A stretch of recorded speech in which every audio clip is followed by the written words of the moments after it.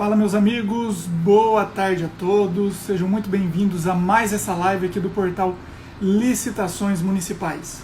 Hoje temos mais uma querida amiga como convidada aqui nessa nossa série de lives sobre licitações e contratos, direito administrativo, e hoje um tema muito importante, que é o tema inerente ao termo de referência, planejamento nas contratações públicas.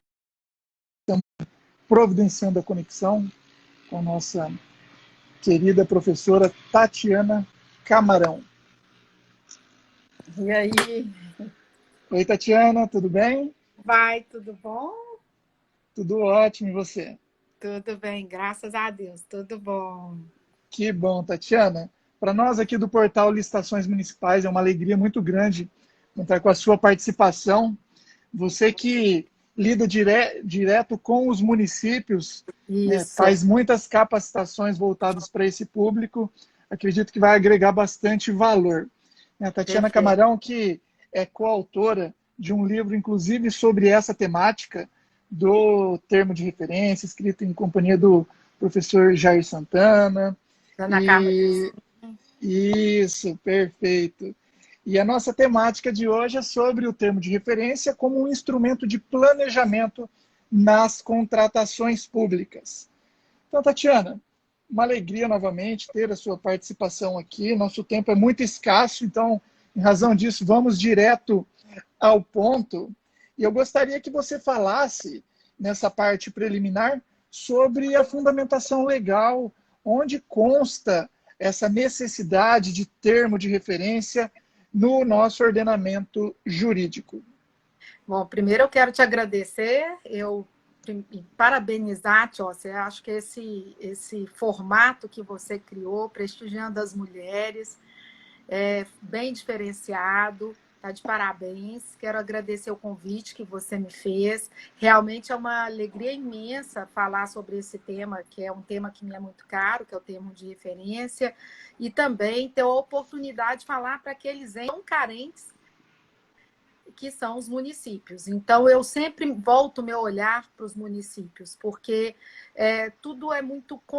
as questões são muito criadas, concebidas com distanciamento, né, dessas unidades administrativas, ou unidades da federação, que são aí a maioria, 5.000 e tantos municípios, e são tão esquecidos na confecção desses normativos e também dessas orientações, conforme você sabe, porque você atua na área.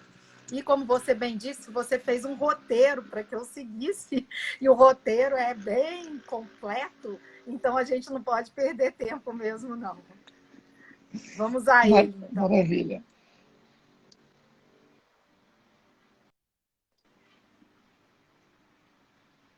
O primeiro ponto é sobre essa necessidade, ou se Sim. existe uma normativa onde consta na legislação essa exigência de termo de referência como Sim, instrumento de planejamento, ou se é necessário que os entes federados, por exemplo, os municípios, regulamentem essa necessidade, esse instrumento do termo de referência.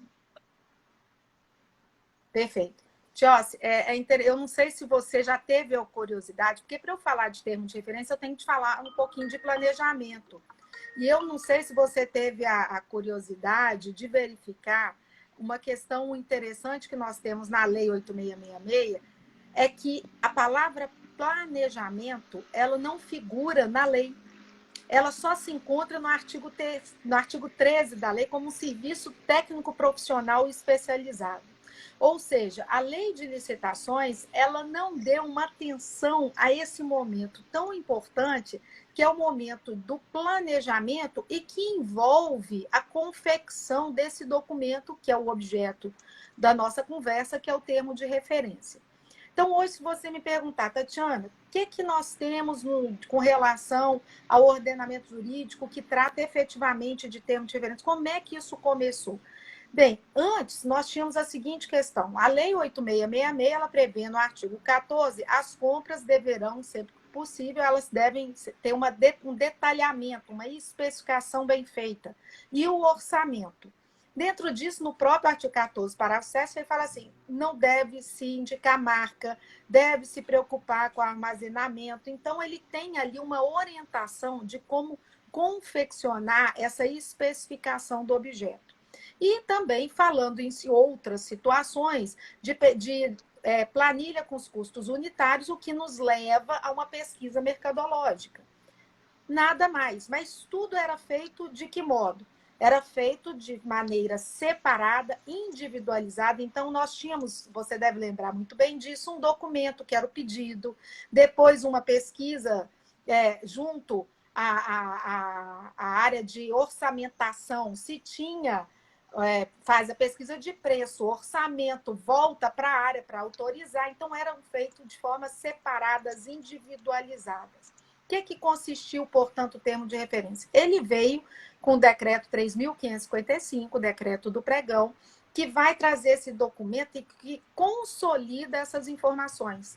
Então, ele é um documento que vai prever algumas informações, mas no nível de detalhamento muito menor do que hoje é usual. De que modo? O que nós temos no decreto 3.555? Uma previsão de que você tem que especificar o objeto de forma suficiente, precisa e clara.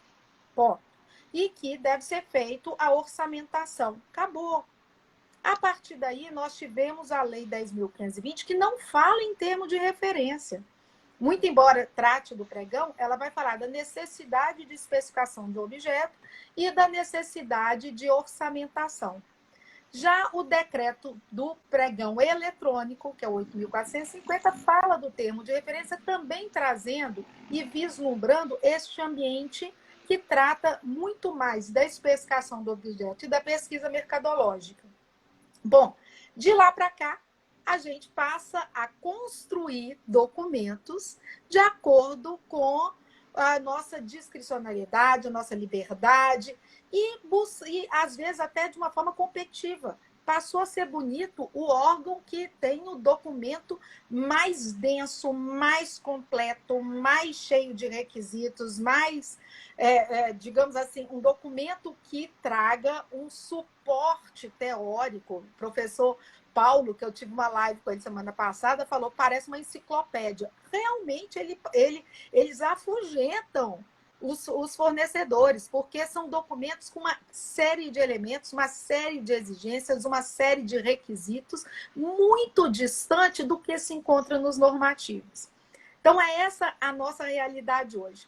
Quando hoje a gente fala da lei do 13.979, ela vai elencar 6 elementos, que para mim já são para além daqueles que se fazem necessários num documento. Então, esse é o ambiente que a gente vive hoje. Então, de repente, de uma situação, de uma ausência completa de planejamento nos normativos, nós vivemos hoje uma exigência para além da necessária no momento do planejamento, o que desconfigura e torna este momento de planejar árido, difícil e complicadíssimo, principalmente para os municípios. Perfeito, Tatiana. Muito bom. E é interessante que a legislação ordinária, se nós pegarmos a 8.666 ou a 10.520, elas não trazem de forma expressa, de fato, a necessidade do termo de referência. Aparece nos decretos. Né? Tem o 3.555, tem o próprio decreto 10.024 agora do pregão eletrônico.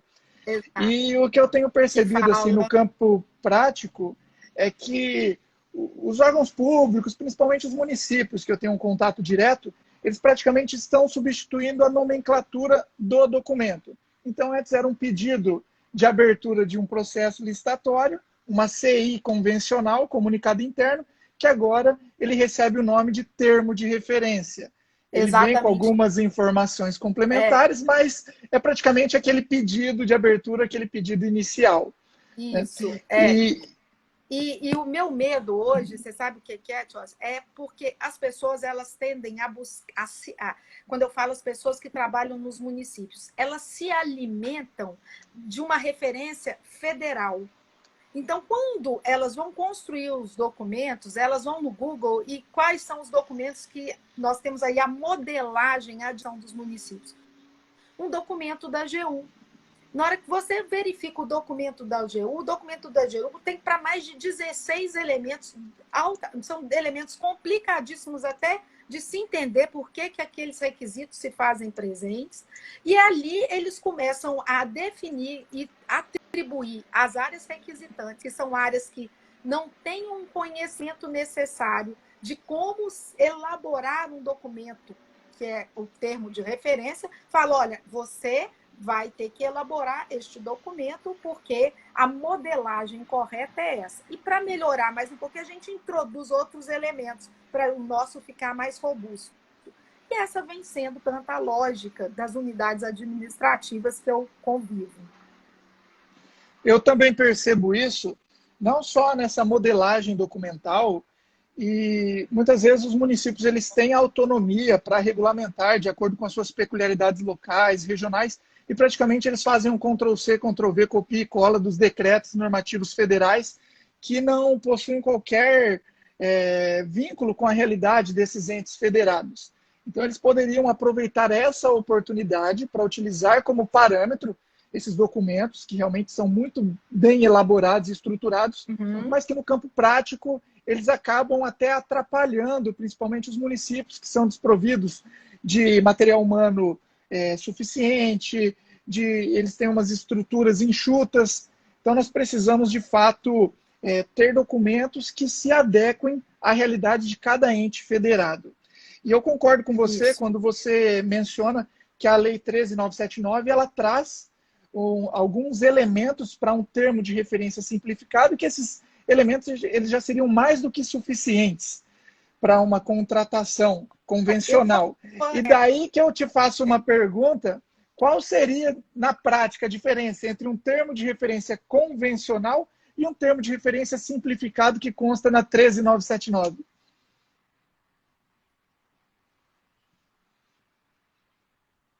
Olha, Joyce, a gente tem que pensar o seguinte, o termo de referência, esse termo de referência simplificado, ele veio para atender a um simplificado. Na minha opinião, ele não é exatamente um termo simplificado.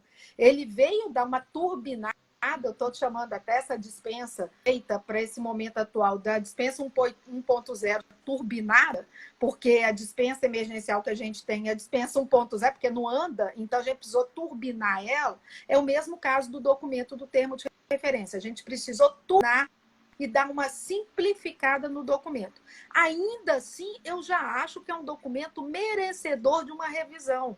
E por quê? Porque se eu faço uma avaliação dos elementos de um documento de termo de referência, eu fico pensando, eu reflito aqui e falo, bom, qual seria a necessidade de nós termos no termo de referência o item, por exemplo, da sanção? Se a sanção já está regulamentada dentro do órgão, se a sanção já se faz presente no edital, se faz presente na minuta de contrato, por que inserir no termo de referência algo que é repetitivo, já se encontra nos demais documentos?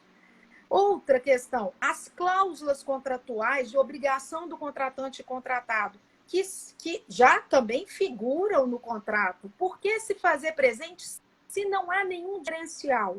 Eu poderia ter uma situação de uma cláusula ou de um requisito diferente que eu for fazer, olha, nós estamos contratando lanche. Então, para a contratação de lanche, eu tenho que ter a obrigatoriedade que esse lanche seja entregue fora do horário de expediente, ou seja, mais cedo. Então, isso é diferenciador. Eu tenho que ter um grupo para receber e isso tem que se fazer presente no termo de referência, porque isso compromete a proposta adicional e etc. E também é uma configuração distinta. Mas, em regra, as cláusulas são as mesmas. E o que acaba ocorrendo? Nós vamos ter a seguinte situação. A área que requisita, que é uma área que não entende da matéria, porque capacitação, infelizmente, não é tratada como investimento, é tratado como custo. Então, a área que requisita não é capacitada, vai produzir o termo de referência. Na hora que ela vai produzir um termo de referência, ela vê lá quais cláusulas ela tem que constar no termo de referência, sem nenhuma orientação. Então, ela vai no Google e busca as cláusulas. Então, a situação em que eu tenho o edital configurado de uma forma, o contrato com algum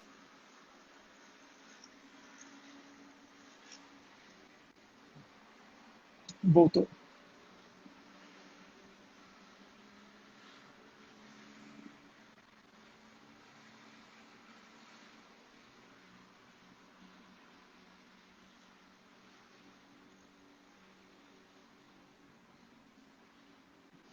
Oi, Tatiana, aqui para mim.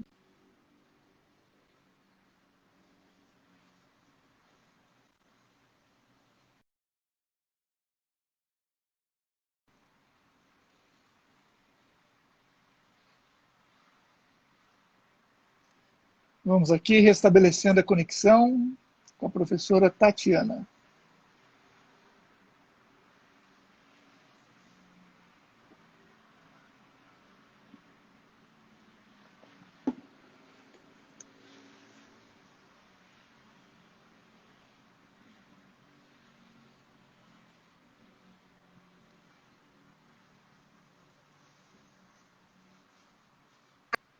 Conseguiu voltar?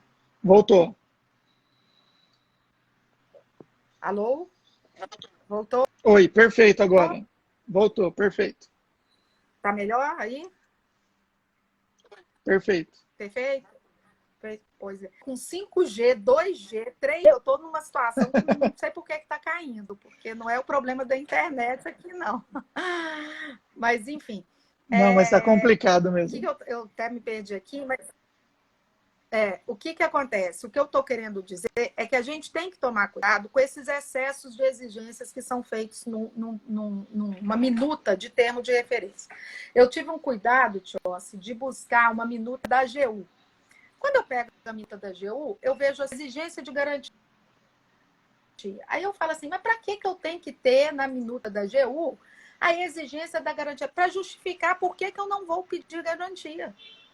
Então, eu não vou pedir garantia, eu tenho que justificar por que eu não vou pedir. Não é o contrário, ou seja, a garantia é uma exceção que eu teria que justificar por que eu estou pedindo, já que ela encarece a contratação. Não, eu tenho que justificar por que eu estou pedindo. Aí você começa a criar cláusulas, você fala assim, gente, bens e serviços, tudo hoje é bens e serviços comuns. Você tem que justificar o que não é bem e serviço comum. Nós chegamos ao ponto de tratar serviço de engenharia como algo comum. Então, alguns serviços de engenharia já são, abraçados, já são tratados como serviço comum. Agora, não, nós temos que justificar que se trata de um serviço comum no item do termo de referência. Por favor.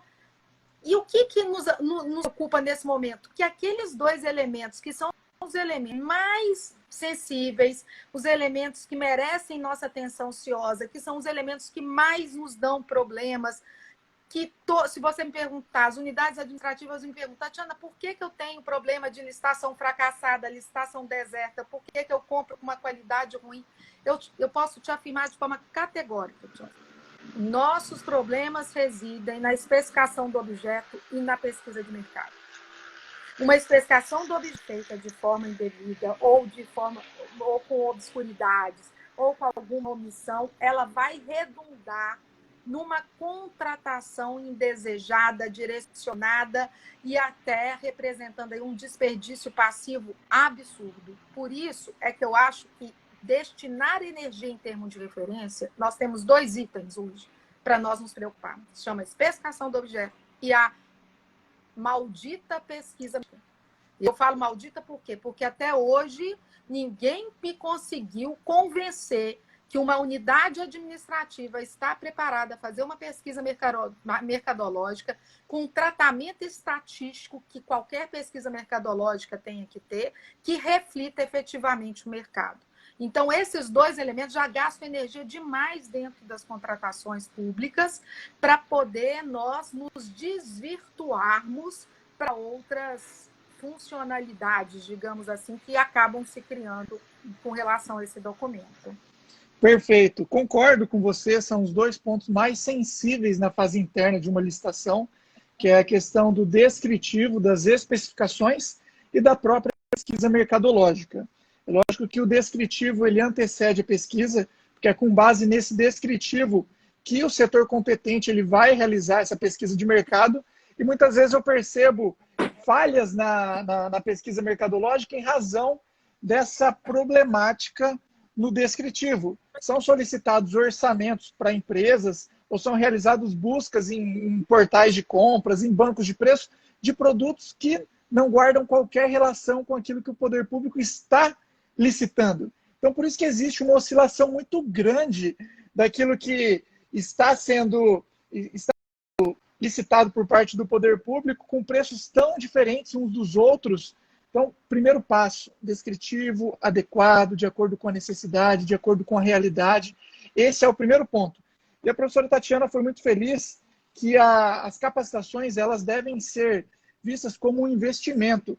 Inclusive, aqui no Tribunal de Contas do Estado do Paraná, nós tivemos no 9, estou até aqui com o acórdão aberto, é o acórdão 2388 de 2019, Tribunal Pleno, Tribunal de Contas do Paraná. É obrigação da administração pública promover e custear a capacitação e formação continuada dos servidores públicos.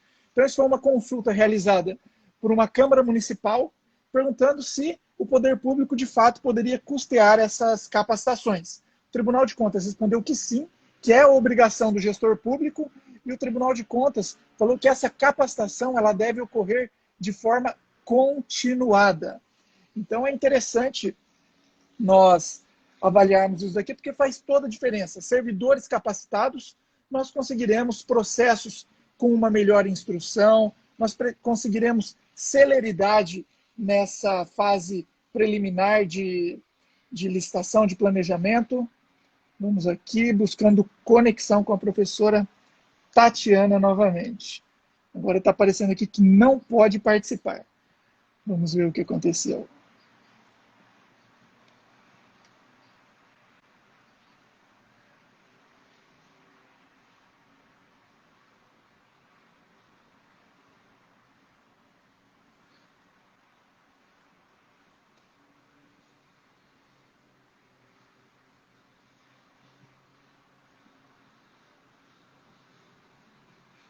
Agora sim.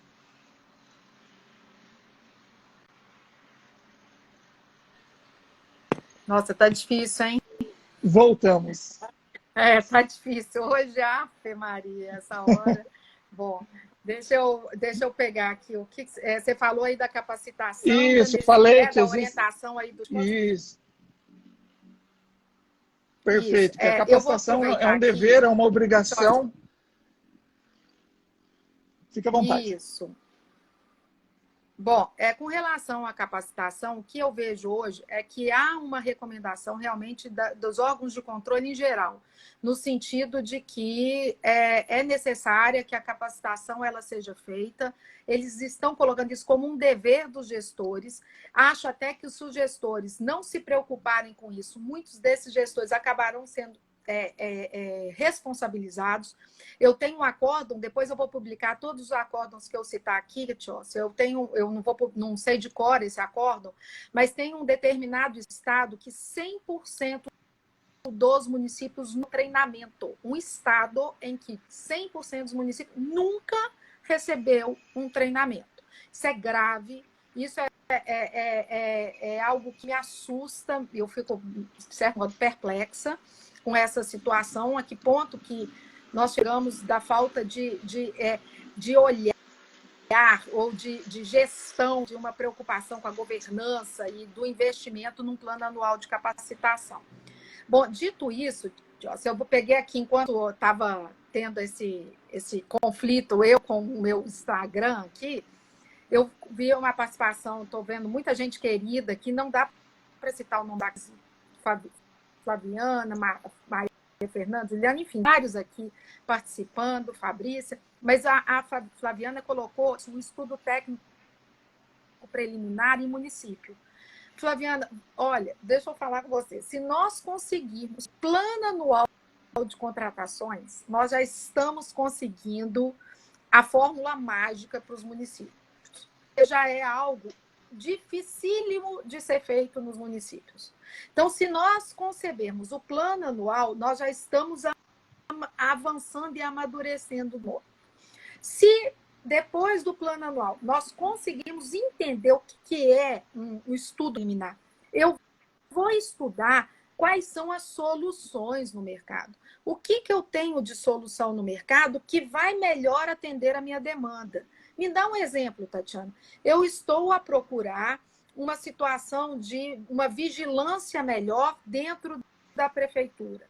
Então, as opções no mercado. Então, quais são as soluções? Usar um circuito interno de TV, eu posso contratar vigilante. Isso vai depender do meu orçamento. Se eu tenho orçamento para custeio ou para investimento? Aí eu tenho para custeio, então vigilância é melhor. Eu tenho para investimento, então vou adquirir as câmaras. Eu faço um estudo detalhando o que é a melhor solução. Então, eu vou me utilizar desse estudo para tudo? Não, eu não vou utilizar para situação emergencial, por óbvio, por isso que a própria lei 3.979, né, na medida provisória, excluiu o ETP, porque não faz sentido, não tem como fazer esse estudo. Eu não compras de pequeno pagamento para contratação de remanescente, porque já foi o estudo, já ocorreu. Então, eu tenho as exceções. Mas para que eu vou fazer todo um estudo de algo que eu já tenho isso dentro de uma série histórica, já devidamente inserida dentro da unidade administrativa? Não faz sentido. Não faz sentido eu fazer isso para material de escritório. Então, é isso que eu falo. Olha, começam a falar dos documentos, a análise de risco. Aí todo mundo fala, não, vamos todo mundo agora fazer a análise de risco. Aquilo que já está enterrado vai parar. Tem jeito. Ou a gente vai ter que fazer o contrário, que é o que nós vamos decodificar. Nós vamos fazer pegar o que nós temos hoje e transformarmos ou recuarmos e tentar tornar o nosso processo, a nossa engrenagem mais fluida. E não outros entraves igual nós estamos fazendo. Então, essa é a minha preocupação. Então, o estudo técnico preliminar realmente é um documento que eu acho que ele vai ser um documento a longo prazo implantado exceto naquelas situações municipais.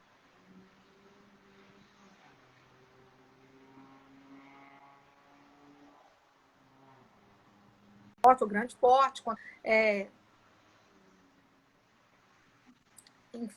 a contratação de serviço de TI, isso já integra, né, os elementos, caso que a gente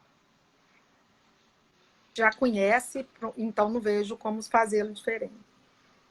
O que eu tenho percebido, Tatiana, no campo prático, é justamente essa dificuldade por parte dos servidores de instruir um processo da forma adequada em razão dessa quantidade de novos elementos que vão surgindo. E o que acontece? Vamos ver aqui, está me ouvindo?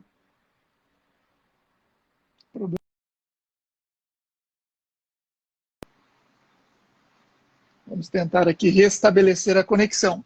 O que eu tenho percebido em relação a isso é que o estudo técnico preliminar, ele ganhou força na administração pública agora por conta do Decreto Federal 10.024, que trouxe ali de forma expressa que será necessário o estudo técnico preliminar em determinadas causas. Está lá quando necessário.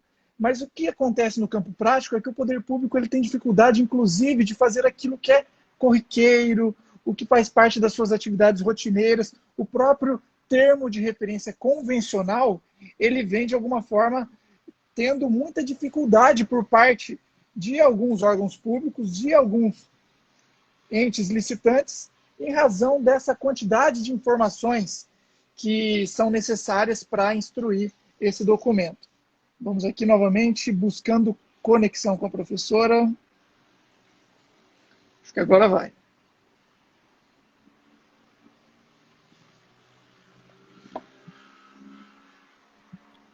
Voltou. Está me ouvindo? Voltou. Pois é. O que acontece? O decreto 10.4, ele realmente fala, quando for o caso, se produzir o ETP. Ok. Só que esta realidade muito se aproxima ao ente que elaborou e produziu o decreto, a União. Eu não posso agora chegar enquanto professor e falar, agora vocês vão seguir esse tipo. Porque se vocês receberem uma transferência voluntária, que já tem um convênio, que já tem um estudo para que esse recurso ele seja transferido, vocês vão fazer o estudo do convênio. Eu não sei se você viu pegar o que eu falei? Sim, sim, faz todo sentido. Tratando de um decreto federal em que os municípios eles vão se utilizar desse decreto quando e tão somente se eles receberem transferência voluntária. Transferência voluntária ela vem quase sempre de um convênio que tem um plano de trabalho. O plano de trabalho é um estudo prévio. Como é que eu vou exigir o estudo prévio do estudo prévio? Então, é um conceito que eu falo, poxa, vamos raciocinar o que efetivamente o município vai ter que produzir, que ele dá conta em fade e necessidade, desculpa, da sua realidade e da sua estrutura para poder exigir de forma tão categórica o que está sendo posto. Eu acho que as pessoas, quando vão conceber criar algum normativo, vão elaborar, vão ter que pensar o seguinte, ora, isso aqui definitivamente não se adequa à realidade municipal. Para isso, eles têm que vir visitar, por exemplo, um município aqui no interior de Minas, vai lá visitar, a gente costuma falar em Manga, vai lá em Manga. Vai visitar, por exemplo, o município de Montalvânia, o município no sul de Guaxupé, município perto da gente, que eu sempre de Nova Era. Vai lá visitar, ver a realidade. Não, eu quero aqui do lado, em Confins, que está aqui, onde é o aeroporto, aqui dentro quase de Belo Horizonte. Vai lá conhecer e verifica se esses municípios dão conta de fazer o que eles estão impondo. Então, não tem como. Hoje você me pergunta, Tatiana, o que você pensa da fase de planejamento? O planejamento, ele merece ser feito, ele merece ser materializado. Se nós conseguirmos o plano anual, nós já avançamos. O feito aí já é o melhor dos mundos. Nós estamos já falando das coisas que pegam, que é uma necessidade já apresentada. E o termo de referência, ele tem uma questão por referência. O professor Jair Santana, que é o meu professor que eu admiro e tem um carinho especial, hoje ele tem até uma empresa que com termo de referência. O professor Jair Santana coloca de uma forma muito clara, o termo de referência tem um código geral das licitações. E essa metáfora ela tem razão de ser.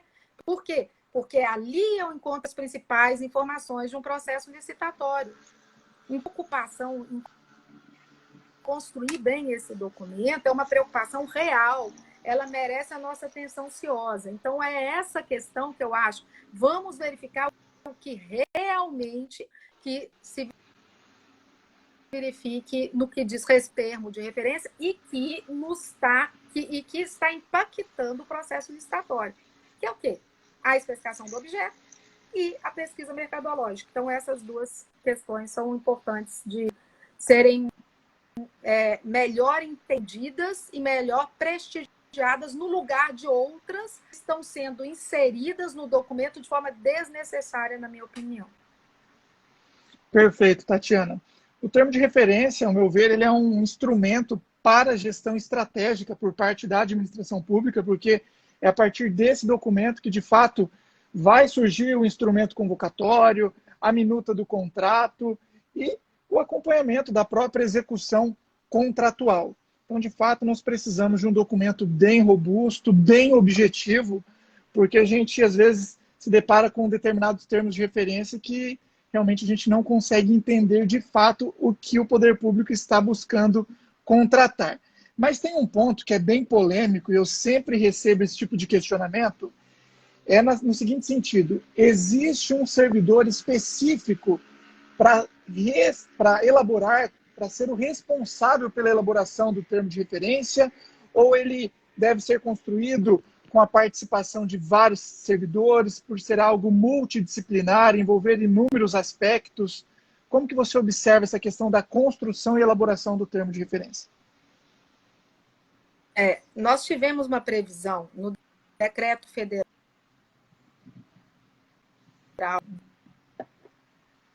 do pregão eletrônico, de que o termo de referência tem... Nossa, a gente está travando muito.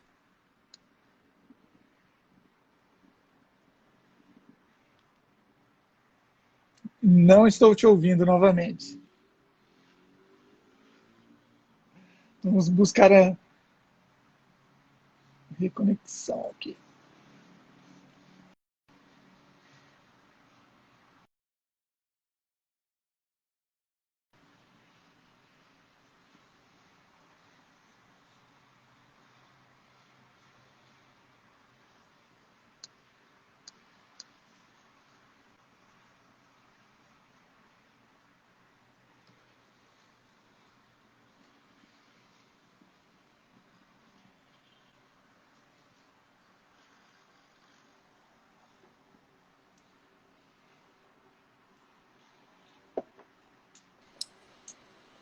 Voltamos.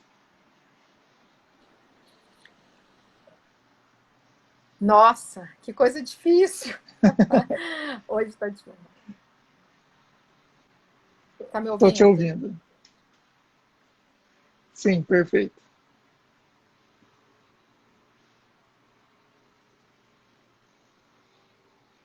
Não estou ouvindo mais.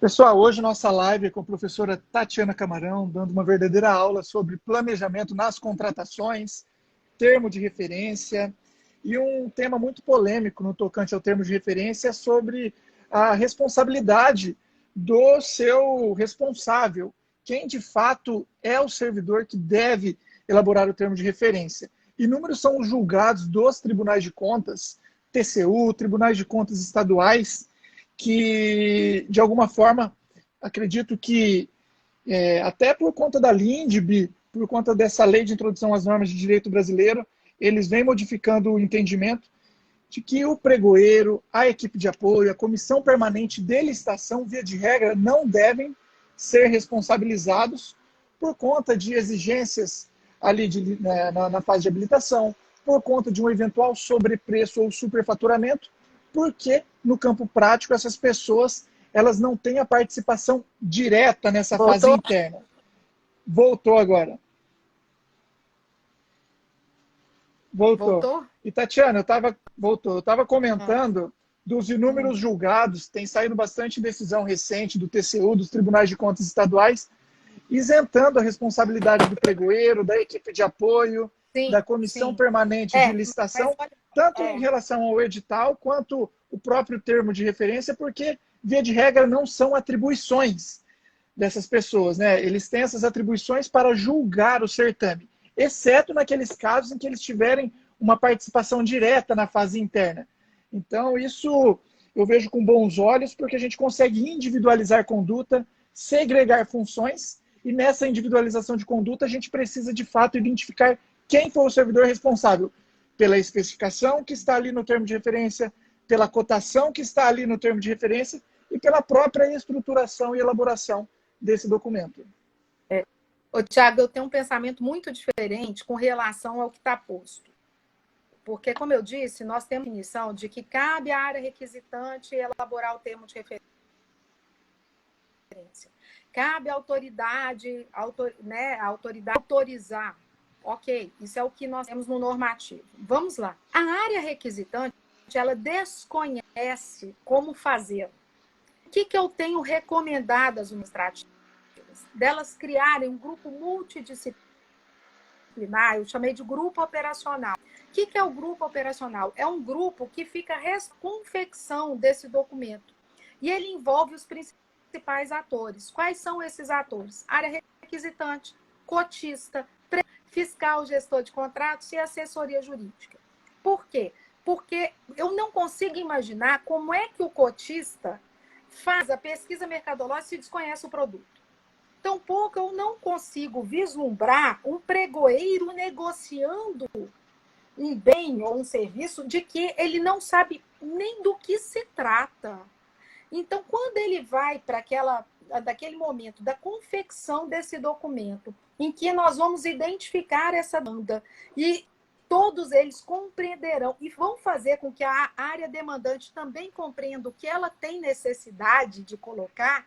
Nós vamos ter uma produção de um documento muito mais alinhado com o que se pretende contratar.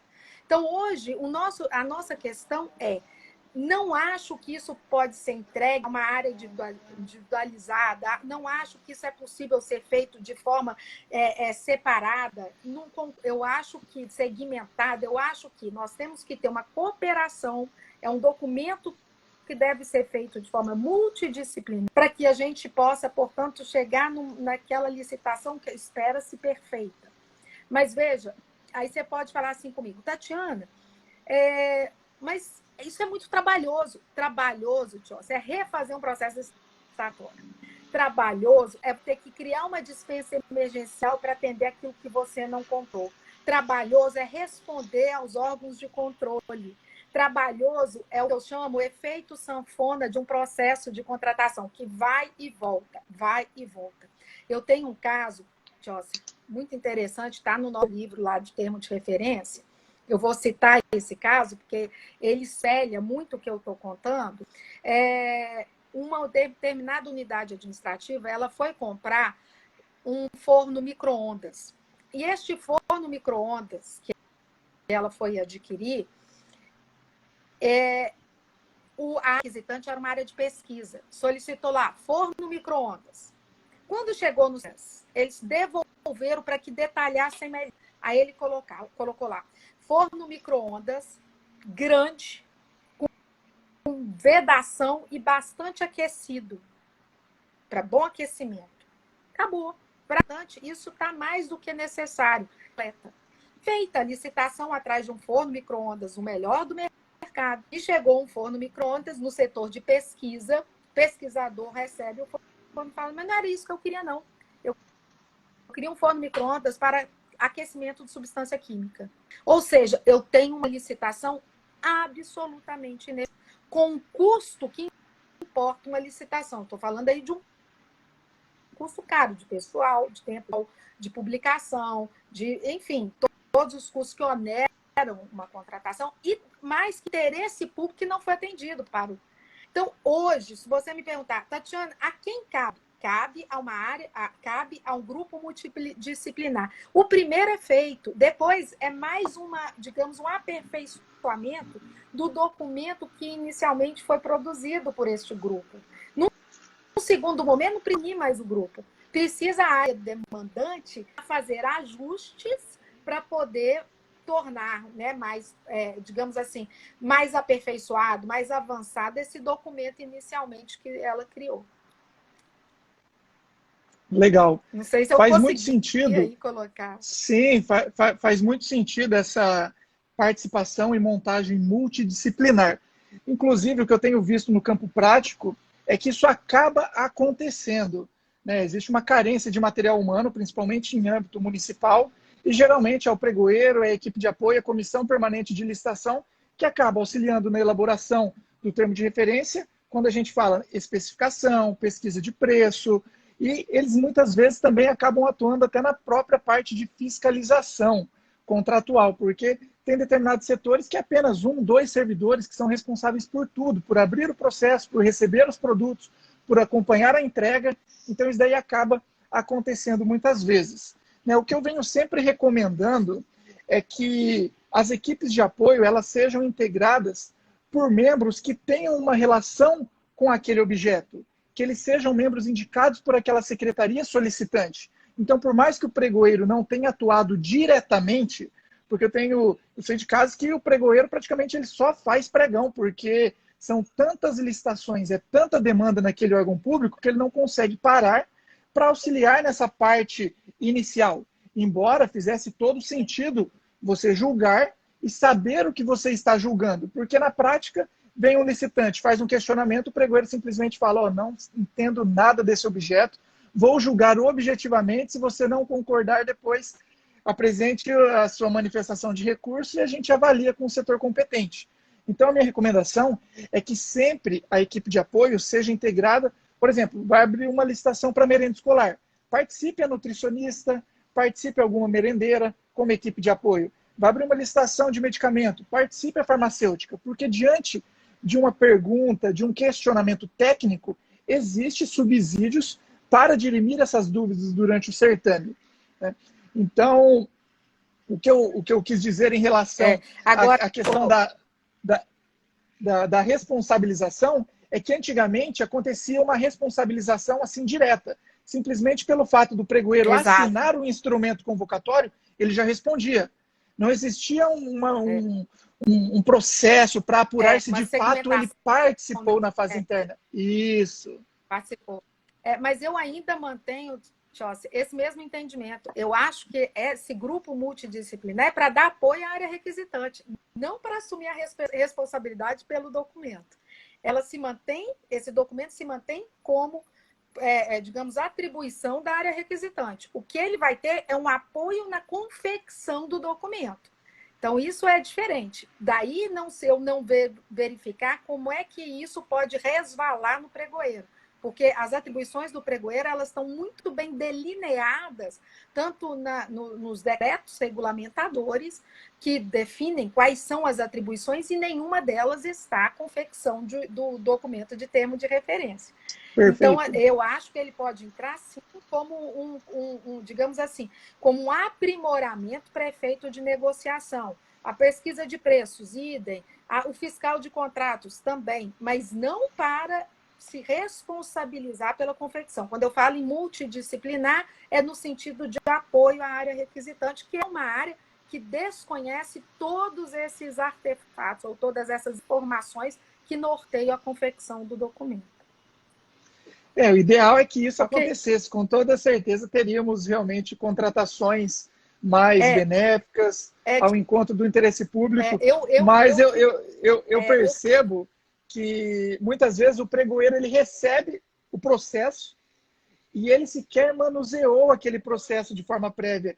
Ele nem sabe exatamente o que será licitado. Ele senta ali na hora do certame, no momento da sessão pública, e dele começa a se inteirar do que é aquela licitação. Então, isso daí também acontece, infelizmente, com... E isso é uma questão muito preocupante, porque como é que você se propõe a ser um negociador de algo que você desconhece? Eu já passei situações num pregão em que o pregoeiro foi completamente vendido, porque o fornecedor falou, bom, você está querendo negociar, mas você está pedindo uma ferramenta dentro desse seu equipamento que encarece o produto. Ele não sabia nem porque ele estava... Por quê? Porque ele tem o dever de negociar, mas ele nem conhece o que ele está negociando. Então, assim, isso tudo, esse emaranhado de questões, elas acabam por decorrer dessa falta de conhecimento do que a área demandante efetivamente quer.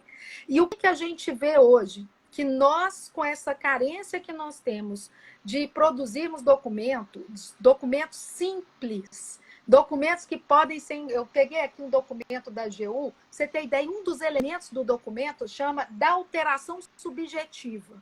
Eu fiquei olhando esse documento e falei, o que é essa da alteração? Um dos elementos que eu vou ter que preencher enquanto área requisitante. É a difusão, a cisão ou incorporação da contratada com outra pessoa jurídica desde... Gente, o que isso está fazendo como elemento do termo de referência? Qual a necessidade disso? Então, você começa a ter construções de documentos com essas exigências que fogem a essa realidade que a gente vive dos municípios. Então, quando o município vai pedir, ele vai pedir álcool absoluto, ele fala álcool absoluto, ele fala tantos graus centígrados armazenado no recipiente de 1 litro. Eu, se deixar, eu passo uma tarde inteira contando que parece americano. Né? O caso, por exemplo, de uma universidade que foi comprar álcool absoluto, comprou lá tantos mil litros de álcool absoluto. No dia da entrega, o camarada perguntou onde é que ele ia despejar. Eles não colocaram na especificação do objeto embalado em frasco de 1 litro. Então, aquilo ali, se você for pensar, poxa, mas como assim? Como assim? É porque você não tem na sua concepção de descrever um objeto, para você está claro, copo é copo, não é copo. Você tem copo de café, de chá, de água transparente. preto, branco, etc. Não, é copo. Então, essas questões é que nós devíamos estar preocupados. Justificativa de um termo de referência. É um outro antíssimo. Como é que você vê a justificativa de um termo de referência? Para atender o interesse público. Graças a Deus! Ainda bem que é o interesse público, não é o interesse privado. Então, assim, a justificativa, você precisa ter uma justificativa, ou então é assim, para atender a necessidade do setor. Opa, que bom, né? Que o setor vai ser atendido de acordo com a demanda que ele precisa. Então, assim, a justificativa, todas as justificativas vão.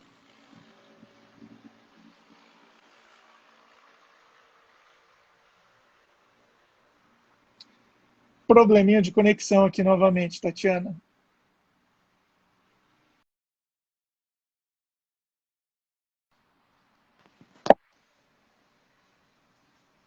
Vamos aqui, pessoal. Estamos nos aproximando dos minutos finais, mas vamos reconectar com a professora Tatiana.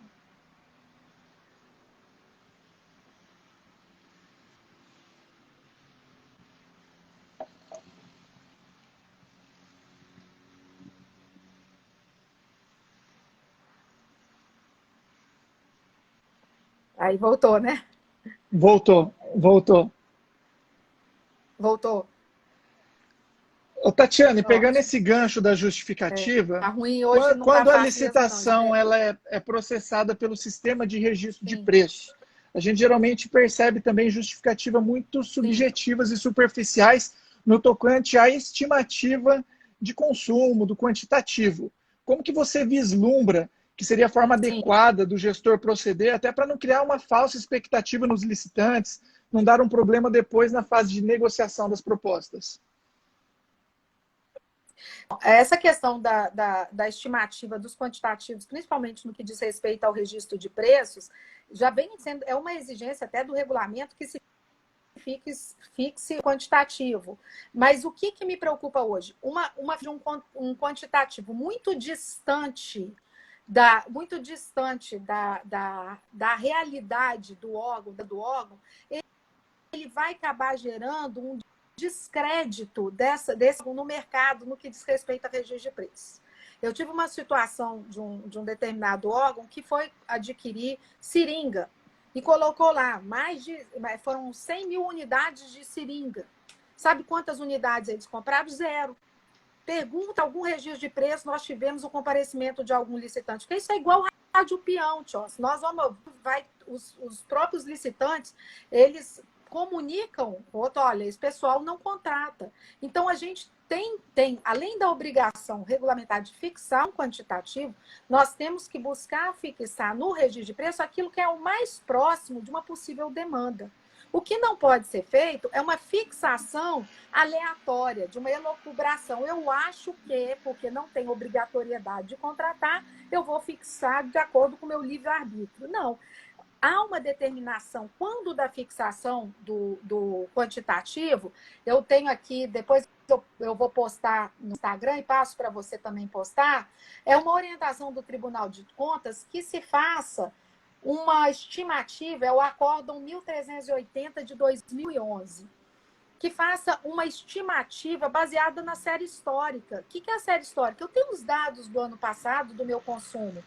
Partindo desse, analisando esses dados, eu posso fazer uma avaliação crítica e fixar o quantitativo que reflete a minha real necessidade.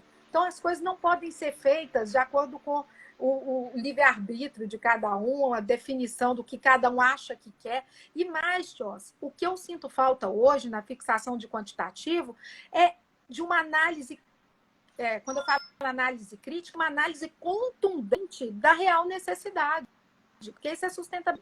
Ou seja, eu pedir, as pessoas solicitam sem nenhum critério. Elas não avaliam, por exemplo, se aquilo que elas solicitaram, elas podem economizar, elas podem deixar de pedir naquele quantitativo, elas podem ter uma digamos assim, demanda para evitar o desperdício passivo, que é o desperdício de armazenamento, de prazo, de perda do produto e etc. Então, assim, eu acho que tem que ser feita uma avaliação muito séria e eu tenho visto os julgados cada vez mais apontando essa necessidade de se preocupar com a fixação de quantitativos. Perfeito. Tatiana, e uma última pergunta aqui, antes de encerrarmos. No tocante às contratações diretas, principalmente aquelas de pequeno valor, dos incisos 1 e 2 do artigo 24, você entende que é necessário também a elaboração de um termo de referência ou o poder público ele teria a discricionariedade de ter um documento mais simplificado com as informações? Ô, Tiossa, eu acho que esse documento mais simples tem que ter para tudo, na minha opinião. Não é só para pedir. Eu acho que o que nós temos que fazer é revisitar o termo de referência que a gente adota, enxugar ao máximo esse termo de referência, parar de repetir as cláusulas que constam dos contratos e da minuta editalícia, do contrato e da minuta de edital. Então, o que eu penso hoje é que o nosso trabalho não é um trabalho específico para compras em função do valor. É um trabalho que tem que ser feito para todos né, digamos assim, todas as necessidades que nós temos dentro da unidade administrativa. Com relação às compras de pequeno valor, você bem disse, antes era uma comunicação, depois era pedido, solicitação de pedidos, aí depois eles vão mudando as terminologias, mas elas acabam configurando o que é um termo de referência. O que é o termo de referência? Especificação do objeto de pesquisa mercadológica, é o que está na lei. Eu não consigo entender por que se confunde o que está na lei. Ah, Tatiana, mas a lei agora da situação emergencial do Covid, do enfrentamento do Covid, trouxe outros elementos. Não deveria. Na minha opinião, não deveria. Para que vai ter sanção, como eu disse? Para que vai ter exigência de reajuste para pronto pagamento?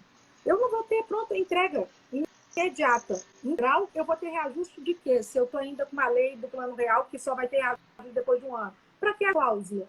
Ou seja, vamos enxugar os documentos, vamos fazer algo mais sucinto, mais simplificado, para atender o dia a dia dessas unidades administrativas. Mas essa parte do planejamento, ela merece que a gente tente transformar essa engrenagem, porque a contratação é uma engrenagem, em fases mais curtas, mais céleres, eficazes, e nós estamos no caminho inverso. Nós estamos cada vez mais buscando complicar aquilo que iniciou descomplicado.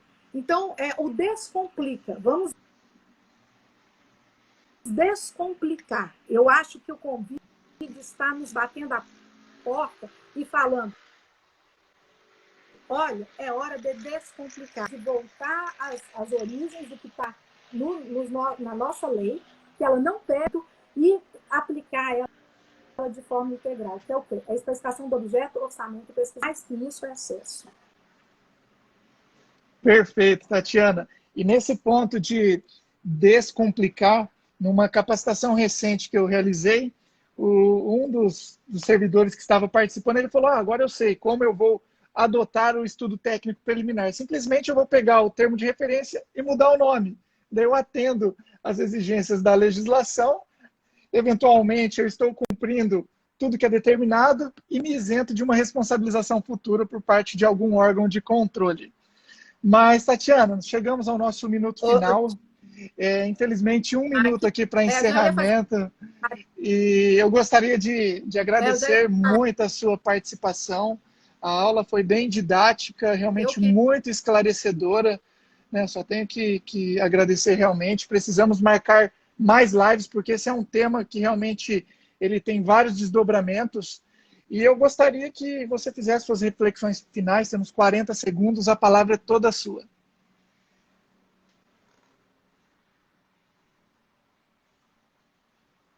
Bom, eu quero colocar realmente o termo de referência é um documento que merece a nossa atenção ciosa, é um documento que ele infelizmente, ele está sendo deturpado, simplificado, refletir as necessidades e realidade do órgão, ele vem sendo compilado, o CPTP tem vários acordos agora do Tribunal de Contas da União, colocando justamente a compilação dos ETPs, porque as pessoas passam a exigir, e essa confusão que está ocorrendo nas contratações públicas. Vou colocar para você que eu fico muito feliz